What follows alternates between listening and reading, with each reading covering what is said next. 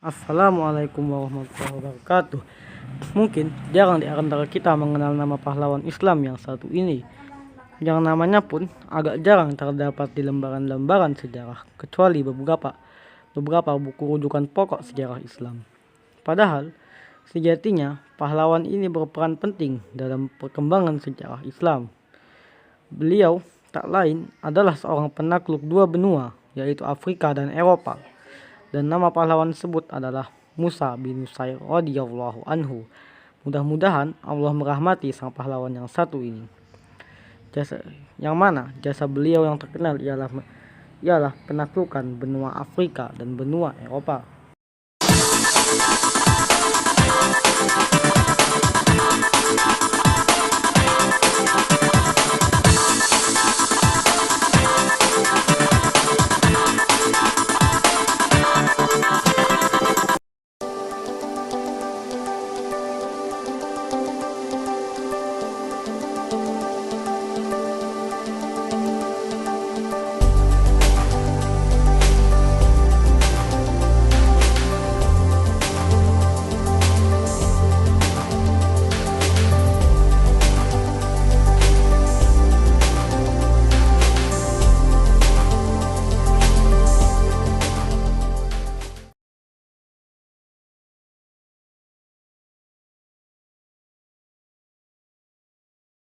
Dikisahkan bahwasannya sang tabi'in mulia yang satu ini, Musa bin Nusair, merupakan salah satu gubernur di bawah kekuasaan Khilafah Islam Bani Umayyah. Beliau adalah gubernur di wilayah Afrika Utara yang kala itu dihuni oleh suku-suku barbar yang seringkali murtad dan memberontak.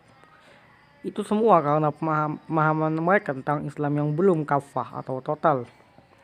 Akan tetapi, sang panglima Musa bin Nusair tidak menggunakan kekerasan senjata untuk menumpas pemberontakan tersebut. Beliau menggunakan cara yang cerdik, antara lain mendatangkan sekelompok tabi'in yang ahli dalam agama Islam dari daerah-daerah Arab, antara lain Syam dan Yaman, untuk mengajari bangsa barbar yang sudah bisa berbicara bahasa Arab tentang agama Islam. Selanjutnya, mereka yang sudah bisa berbahasa Arab inilah yang kemudian mengajarkan ajaran Islam kepada bangsanya yang belum bisa berbahasa Arab. Sejak itu, kondisi menjadi tenang karena bangsa barbar sudah memenuhi ajaran Islam secara utuh. Bahkan, jarang sekali setelah itu terdengar ada pemberontakan serupa lagi. Inilah salah satu strategi cerdik yang digunakan oleh sang panglima Musa bin Nusair untuk menertibkan kondisi internal.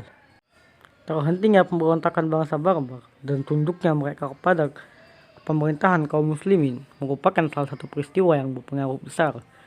Ini semua tak lain karena bangsa yang satu ini bukan bangsa yang sembarangan, melainkan bangsa yang memiliki kekuatan militer besar yang apabila bergabung dengan pasukan Islam berpengaruh besar dalam kemenangan-kemenangan yang akan diraih selanjutnya, seperti yang nanti akan kita lihat pada saat penaklukan Spanyol atau Andalusia. Perlu diketahui bahwasannya dengan menundukkan pemberontakan bangsa barbar ini dan menggabungkan mereka dalam pemerintahan Islam, itu artinya tabi'in mulia Musa bin Nusair sudah menyiapkan kemenangan sejak awal untuk meraih kemenangan selanjutnya yang lebih besar, yaitu penaklukan Andalusia atau Spanyol. Beliau sudah menyiapkan sumber daya pasukan yang berkualitas dan memperbaiki keislaman pasukannya yang terdiri dari bangsa barbar tersebut. Alkisah kala itu Andalusia berada di bawah kendali bangsa Visigoth, salah satu dari etnik bangsa Eropa yang dikenal sangat kejam kepada penduduk. Bangsa Visigoth menindas penduduk dan menyebabkan kerusakan sosial yang dahsyat pada negara Andalusia pada saat itu, sampai negara tersebut mendekati keruntuhannya. Raja Visigoth, Roderick, sangatlah kejam, sampai salah satu gubernur Roderick yang bernama Kon Julian di wilayah Septa meminta bantuan kepada Musa bin Nusair. Ia bersepakat dengan Musa bin Nusair untuk menyerang wilayah Andalusia. Tentunya, usulan tersebut tidak langsung diterima karena hal tersebut butuh persetujuan khalifah terlebih dahulu. Maka, sang panglima Musa bin Nusair mengirimkan surat kepada Khalifah Umayyah saat itu untuk minta persetujuan tentang penaklukan ini. Dan ternyata diperintahkanlah mengirim pasukan pemantau untuk mempelajari medan pertempuran yang akan dilalui. Sehingga dikirimlah pasukan pemantau di bawah pimpinan Abu Zur'ah yang mampu mendarat di wilayah Andalusia dan kembali dengan selamat. Barulah setelah itu dikirim pasukan yang lebih besar untuk menghadapi peperangan yang akan terjadi, sebagaimana yang akan kita bahas nantinya. Maka dikirimlah pasukan Islam yang tangguh sejumlah 12.000, 5.000 pasukan inti dan selebihnya bala bantuan di bawah pimpinan Tariq bin Ziyad untuk membebaskan Andalusia. Di sisi lain, pasukan Visigotik telah keluar dengan jumlah mencapai 100.000 serdadu berkuda yang belum pernah terdengar sebelumnya. Maka pecahlah pertempuran di suatu tempat yang bernama Rio Barbate atau Wadi Lakka dekat Madinah Sidonia, yang berakhir dengan kekalahan pasukan Visigotik dan kemenangan telak pasukan Islam. Raja Roderick sendiri terbunuh dalam peperangan. Pasukan Islam berhasil menduduki Toledo, ibu kota Visigot, dan beberapa kota lainnya. Saat mereka terkepung, maka Tariq bin Ziyad mengirim surat permintaan bantuan pada atasannya Musa bin Nusair yang berkedudukan di Afrika Utara. Dan segera saja Musa bin Nusair segera bergerak untuk membantu bawahan tersebut. Ia bergerak dengan 18.000 pasukan Islam ke Andalusia. Berbagai daerah ditaklukkan hingga tidak satupun mereka dihadang oleh pasukan musuh, kecuali pasti meminta perdamaian. Saat mendekati kota Zaragoza, uskup-uskup di sana menarikan diri dengan bawa kitab-kitabnya karena khawatir akan kedatangan pasukan Islam. Tetapi segera saja mereka diberi jaminan keamanan oleh sang panglima Musa bin Nusair yang sangat berbesar hati dan toleransi. Beberapa daerah terus ditaklukkan Musa bin Nusair dan Tariq bin Ziyad.